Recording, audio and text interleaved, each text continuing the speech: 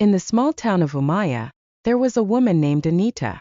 Everyone in the town knew her because of the cold sweet Zobo drink she sold every day. Her selling spot was close to the school gate where many children passed after school. Anita's Zobo was very cold, very red, and very sweet. She always had a big smile on her face as she poured the drink into plastic cups. Both young and old people loved Anita's Zobo. Students from different schools would wait in a long line just to buy from her. Some children didn't even go straight home. They would first stop by Anita's table to buy Zobo. Some used their lunch money, some used their transport fare, and some even saved little coins from home just so they could drink Anita's Zobo after school.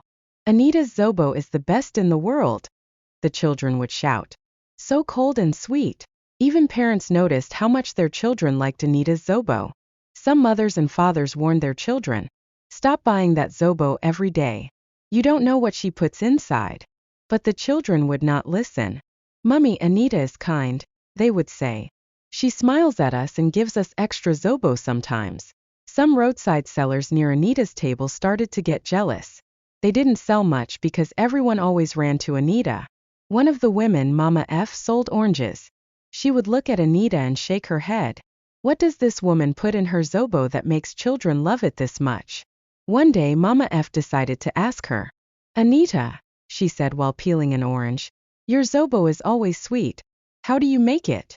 Anita smiled and said, "It's a secret recipe. I just make it with love." "Love doesn't make Zobo this sweet," Mama F said under her breath. Mama Fee didn't think much about days passed. A girl named Chisum also was getting curious. She had bought the Zobo one day while coming home from school, but thus day she couldn't finish it and took it home. She forgot the Zobo in her bag the next morning. When Chisum remembered, it was filled with maggot. Chisum was very confused. She thought, how could a food bring out maggot just yet? It's barely 12 hours I bought this drink from Anita. Is this the same Zobo we all have been drinking? She questioned herself. Since that day Chisum stopped buying her Zobo. Anita's Zobo was very sweet, cold, and tasty. Children loved it so much. But one morning, as Chisum passed by very early to help her aunt in the market, she saw Anita doing something strange. Anita was getting things ready at her shop, and Chisum paused for a while to watch. She saw Anita open her bucket of Zobo and pour something into it from a small container. Anita looked around like she didn't want anyone to see her. Chisum didn't understand what Anita was doing, but it made her feel uncomfortable. Why is she hiding? She asked herself. Why is she adding something when no one is around? She was too far to see clearly, so she decided she would come back the next morning, this time to hide and watch very well. The next morning, before the sun came out, Chisum left her house quietly. She wore her slippers and carried her school bag like she was going to school. But instead of going to the gate, she went to Anita's shop. The place was still quiet. She looked around and saw no one. She quickly entered Anita's shop and hid behind the door. She had already made a tiny hole in the wooden door the day before so she could peep without being seen. Not long after Anita arrived. She didn't know anyone was inside. She looked tired but went straight to her bucket of Zobo. She brought out a bowl and placed it on the ground. Chisum was watching silently through the hole. Then something shocking happened. Anita pulled her skirt up and bent over the bowl. She was urinating. Right there in her shop. When she finished, she took the bowl of urine and poured it inside the Zobo drink. Chisum's eyes widened.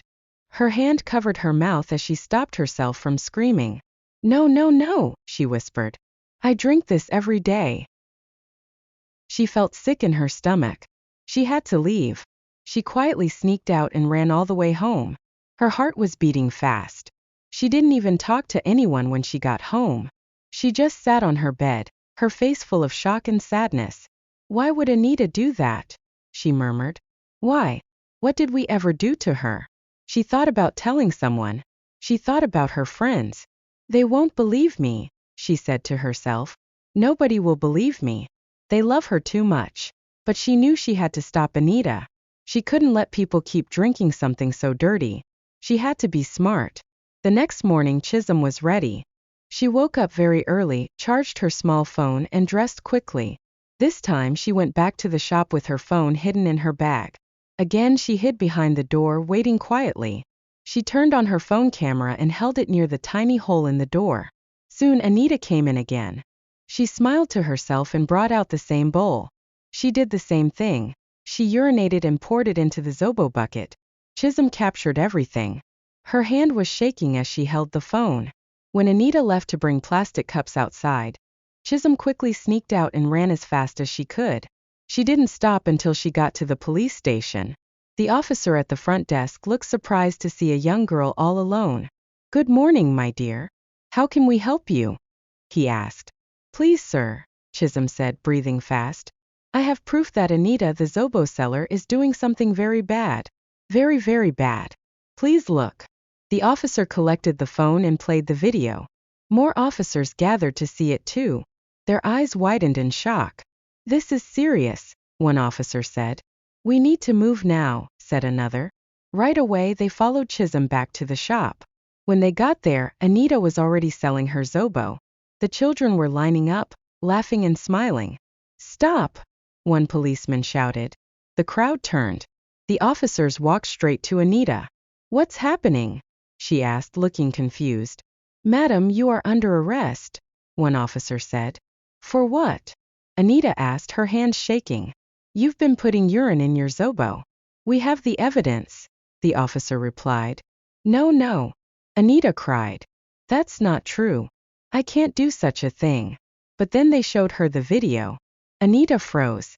Her hands dropped. Her face turned pale. She began to cry. The children and parents who had gathered around were shocked. "What? Urine? In Zobo?" Someone shouted. "We've been drinking this.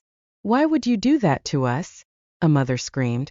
"You've been poisoning our children," another yelled. Anita fell to the ground and wept. "I'm sorry," she said. "I didn't know what else to do. I have 3 children. They were hungry. I didn't have money. I went to a spiritual man. He told me if I want more customers, I must add my urine to the Zobo. He said it will bring favor. I was desperate. I didn't know it would go this far." The police didn't listen to her cries. They took her away while the crowd watched. Some people threw stones. Others spat on the ground. The news spread quickly all over Amaya. People were angry, hurt, and scared. Many children got sick just thinking about what they had been drinking. Schools warned their students never to buy from roadside sellers again. Parents became more careful with what their children ate or drank. Some shop owners even closed down for fear of being suspected. Anita was taken to court. When the judge saw the evidence, he was angry. "You have put many children at risk," he said. "You use wicked means to get money. That is evil." Anita was sentenced to life in prison. And from that day on, the people of Amaya learned a lesson they would never forget. Not all sweet things are safe. They started to teach children to be careful and to always ask questions. No matter how nice someone looks, it's what they do in secret that matters.